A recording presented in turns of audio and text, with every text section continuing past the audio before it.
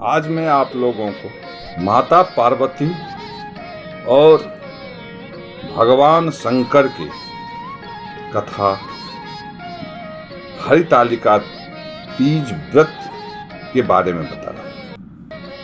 उसकी कथा इस प्रकार है। कैलाश पर्वत के शिखर पर माता पार्वती ने महादेव से पूछा, हे महेश्वर, हमसे आप गुप्त से गुप्त वार्ता कहिए, जो सबके लिए सब धर्मों से सरल हो अथवा महान फल देने वाली हो। हे नाथ, अब आप हमसे भली भांति प्रसन्न होकर आप मेरे सम्मुख प्रकट कीजिए। हे नाथ, आप यदि मन्य और अंत रहित हैं, आपकी माया का कोई पार नहीं है। अब हम आपको किस प्रकार से प्राप्त करें और कौन कौन से दान पुण्य फल से प्राप्त आप हमें वर के रूप में मिले। तब भगवान शंकर ने बोले, हे देवी सुनो, मैं उस व्रत को कहता हूँ जो परम गुप्त है, मेरा सर्वस्व है। जैसे तारागणों में चंद्रमा, ग्रहों में सूर्य, वर्णों में ब्राह्मण और देवताओं में गंगा, पुराणों में महाभारत, वेदों में साम, इंद्रियों में मन श्रेष्ठ है, वैसे पुराण वेद में इसका वर्णन आया है। जिसके प्रभाव से तुमको मेरा आसन प्राप्त हुआ है। हे प्रिय, यही मैं तुमसे वर्णन करता हूं।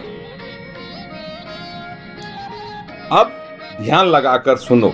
भादो मास के शुक्ल पक्ष को हस्त नक्षत्र तृतीया तीज के दिन को इस व्रत का अनुष्ठान करने से सब पापों का नाश हो जाता है। हे देवी सुनो, तुमने पहले हिमालय पर्वत पर इस व्रत को किया था जो मैं सुनाता हूं। माता पार्वती जी बोले, हे प्रभु, इस व्रत को मैंने किस लिए किया था वह सुनने की इच्छा है, सो आप कहिए।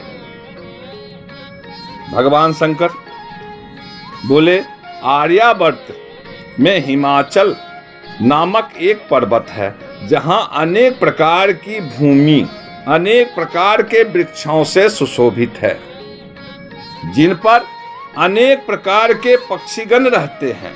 अनेक प्रकार के मृग आदि जहां विचरण करते हैं, जहां देवता, गंधर्व सहित किन्नर आदि सिद्धजन रहते हैं। गंधर्वगण प्रसन्नता पूर्वक गान करते हैं। पहाड़ों के शिखर कंचन, मणि, वैनध्वज आदि से सुशोभित रहते हैं। वह गिरिराज आकाश को अपना मित्र जानकर अपने शिखर रूपी हाथ से छूता रहता है, जो सदैव बर्फ से ढका हुआ गंगा जी की कलकल ध्वनि से शब्दायमान रखते हैं।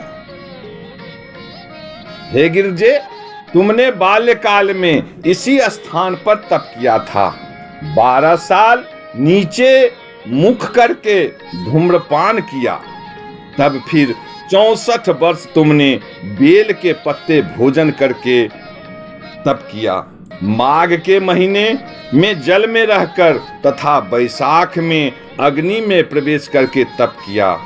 श्रावण के महीने में बाहर खुले में निवास कर अन्न जल त्याग तप करती रही। तुम्हारे कष्ट को देखकर तुम्हारे पिता को चिंता हुई। वे चिंतातुर होकर सोचने लगे कि मैं इस कन्या को किसके साथ वरण करूं। तब इस अवसर पर देव योग से ब्रह्मा जी के पुत्र देवर्षि नारद जी वहां आए। देवर्षि नारद जी, तुमको शैलपुत्री को देखा। तुम्हारे पिता हिमाचल ने देवर्षि को अद्य पदम आसन देकर सम्मान सहित बिठाया और कहा, हे मुनीश्वर, आज आपने यहां तक आने का कैसे कष्ट किया। आज मेरा ओहो भाग्य है कि आपका शुभागमन यहां पर हुआ। कहिए क्या आज्ञा है। तब नारद जी बोले, हे गिरिराज, मैं भगवान विष्णु का भेजा हुआ आया हूं। तुम मेरी बात सुनो। आप अपनी कन्या को उत्तम वरदान करें। ब्रह्मा, इंद्र, शिव आदि देवताओं में भगवान विष्णु के समान कोई नहीं है। इसीलिए तुम मेरे मत से आप अपनी पुत्री दान भगवान विष्णु को दे। हिमाचल बोले, यदि भगवान वासुदेव स्वयं ही पुत्री को ग्रहण करना चाहते हैं तो फिर इसी कार्य के लिए ही आपका आगमन हुआ है, तो यह मेरे गौरव की बात है। मैं अवश्य उनको ही दूंगा। हिमाचल की यह कथा सुनते ही देवर्षि नारद जी आकाश में अंतर्ध्यान हो गए और शंख चक्र गदा पद्म एवं पीतांबर धारी भगवान विष्णु के पास जा पहुंचे। हाथ जोड़कर भगवान विष्णु से नारद जी कहे, हे प्रभु, आपका विवाह कार्य निश्चित हो गया है। यहाँ हिमाचल ने प्रसन्नता पूर्वक कहा, हे पुत्री, मैंने तुमको गरुध्वज भगवान विष्णु को अर्पण कर दिया है। पिता के वाक्य को सुनते ही माता पार्वती जी की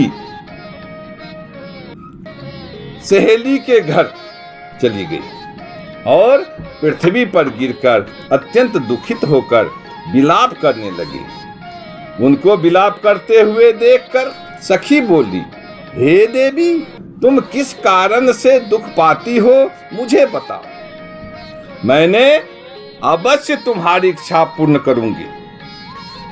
तब पार्वती बोली, हे सखी, सुन, मेरी जो मन की अभिलाषा है अब वह मैं सुनाती हूं। मैं महादेव जी को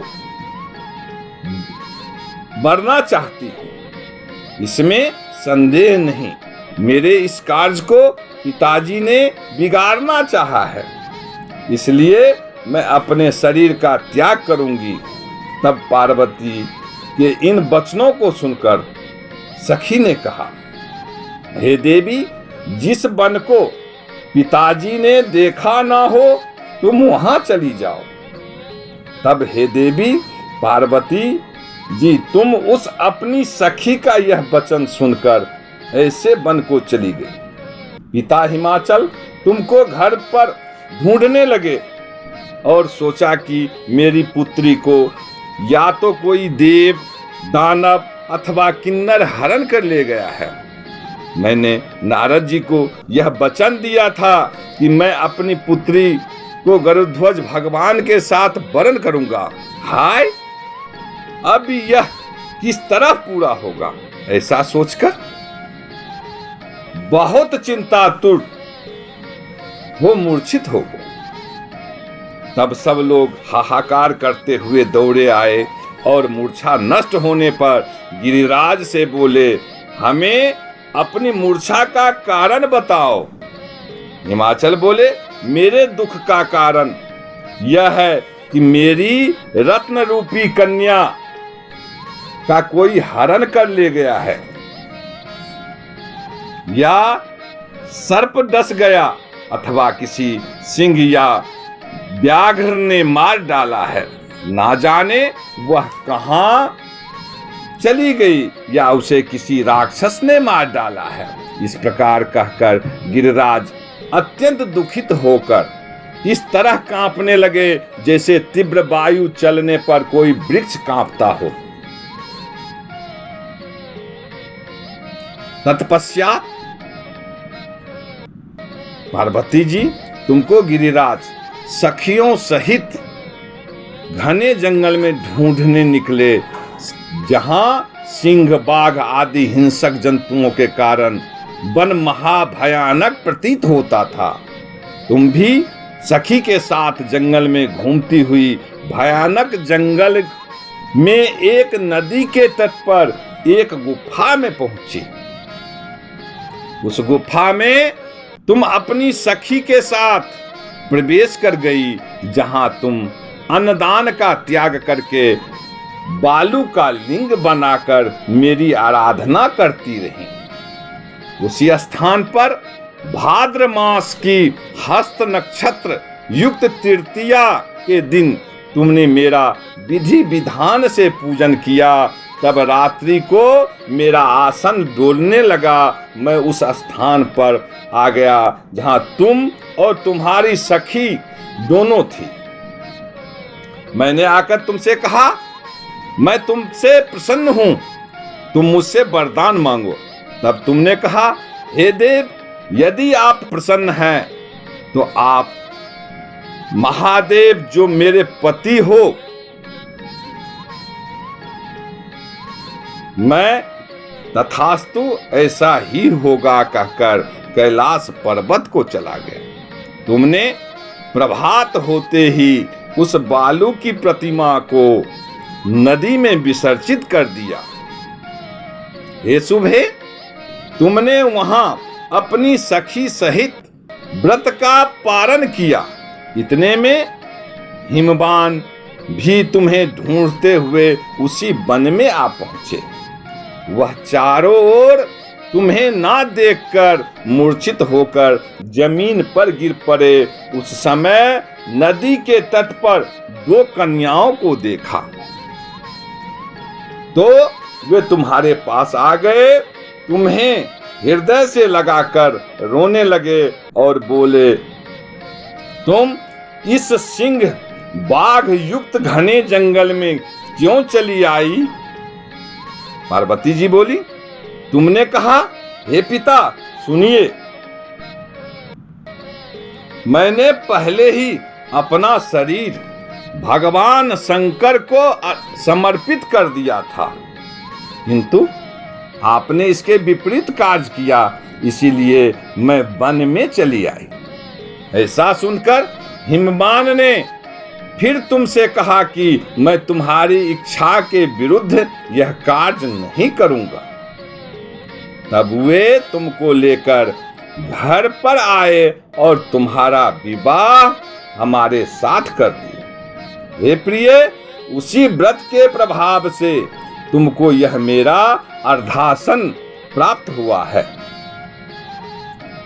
इस व्रतराज को मैंने अभी तक किसी के सम्मुख वर्णन नहीं किया है। हे देवी, अब मैं तुमको बताता हूँ, सो मन लगाकर सुनो। इस व्रत का नाम व्रतराज क्यों पड़ा? तुमको सखी हरण करके ले गई थी, इसीलिए इस व्रत का नाम हरितालिका पड़ा।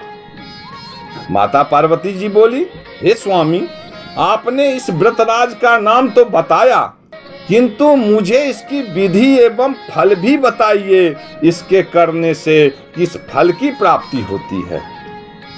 भगवान शंकर बोले कि स्त्री जाति के अत्युत्तम व्रत की विधि सुनिए। सौभाग्य की इच्छा रखने वाली स्त्री इस व्रत को विधि पूर्वक करें। उसमें केले के खंभों का मंडप बनाकर बंधन बारों से सुशोभित करें। उसमें विविध रंगों से रेशमी वस्त्र की चांदनी तान दें। फिर चंदन आदि सुगंधित द्रव्यों से लेपन करके स्त्रियां एकत्र हो शंख भेरी मृदंग बजावें। विधि पूर्वक मंगलाचार गीत वाद्य करके गौड़ा और शंकर स्वर्ण निर्मित प्रतिमा को स्थापित करें। फिर शिव जी व पार्वती जी का गंध धूप दीप पुष्प आदि से विधि सहित पूजन कर अनेक प्रकार के नैवेद्य का भोग लगा दें और रात को जागरण करें। नारियल, सुपारी, जवारी, नींबू, लौंग, अनार, नारंगी आदि फलों को एकत्रित करके धूप दीप आदि मंत्रों द्वारा पूजन करें। फिर मंत्रों का उच्चारण करें। शिवाय से लेकर 49 तक के मंत्रों में प्रार्थना कर। अथ प्रार्थना मंत्रार्थ है, कल्याण स्वरूप शिव है, मंगल रूप महेश्वरा। हे शिवे, आप हमें सब मनोकामनाओं को देने वाली देवी कल्याण रूप तुमको नमस्कार है।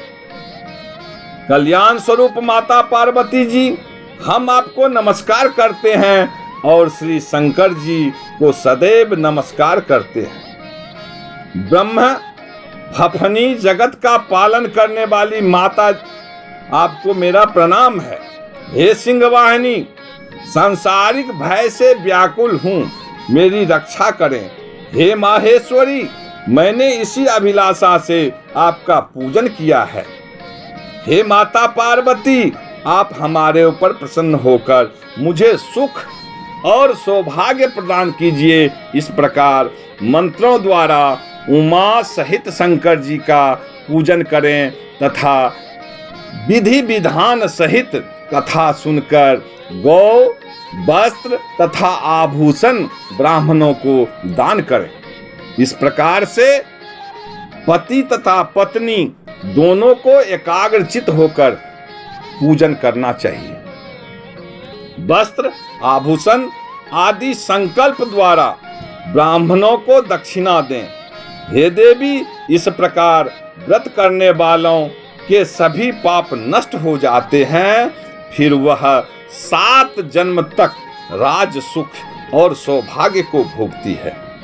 जो स्त्री इस तृतीया के दिन अन्नाहार करती है, व्रत को नहीं करती, वह 7 जन्म तक बंधिया एवं विधवा होती है। जो स्त्री इस व्रत को नहीं करती, वह धन और पुत्र के शोक से अधिक दुख को भोगती है तथा वह घोर नरक में जाकर कष्ट पाती है। इस दिन अन्नहार करने वाली सुकड़ी, फल खाने वाली बानरी तथा जल पीने वाली टिटहरी, शरबत पीने वाली जोंक, दूध पीने वाली सर्पनी, मांस खाने वाली बाघनी, दही खाने वाली बिलाड़ी, मिठाई खाने वाली चींटी, सब चीजें खाने वाली मक्खी का जन्म पाती है। सोने वाली अजगरी, पति को धोखा देने वाली मुर्गी का जन्म पाती है। स्त्रियों को परलोक सुधारने के लिए व्रत अवश्य करनी चाहिए। व्रत के दूसरे दिन व्रत का पारण करने के पश्चात चांदी, सोने, तांबे या कांसे के पात्र में ब्राह्मण को अन्नदान करना चाहिए। इस व्रत को करने वाली स्त्रियां मेरे समान पति को पाती है, मृत्यु काल में पार्वती जैसे रूप को प्राप्त करती है, जीवन सांसारिक सुख को भोग कर परलोक में मुक्ति पाती है। हजारों अश्वमेध यज्ञों के करने से जो फल प्राप्त होता है, वही मनुष्य का इस कथा के सुनने मात्र से मिलता है। हे देवी, मैंने तुम्हारे सम्मुख यह सब व्रतों में उत्तम व्रत का वर्णन किया है, जिसके करने से मनुष्य के समस्त पापों का नाश हो जाता है। इति श्री रेवाखंडे पुराणे सावर्णिक मंत्रे हरितालिका व्रत कथा समाप्त।